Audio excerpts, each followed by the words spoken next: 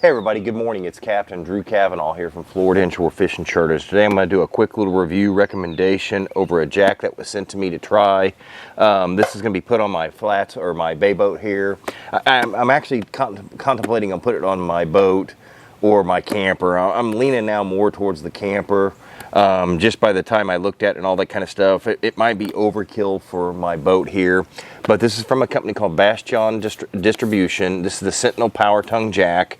We got a 3,500 pound lift capacity, 30-inch refracted, 6-inch wide base.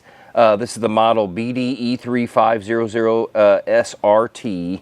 So if you're looking for a good quality jack, it's designed for RV, campers, boat trailer, all that kind of stuff. You could use it on your utility trailer, whatnot.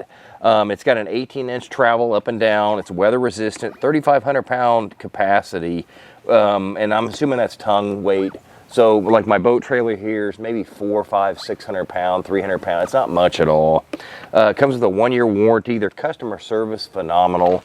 But if you're looking for a great power tongue jack for your RV, your camper, your trailer, your boat or whatever, you got to get you one of these. You will not be disappointed. Thank you for watching. Have a great day. Thank you.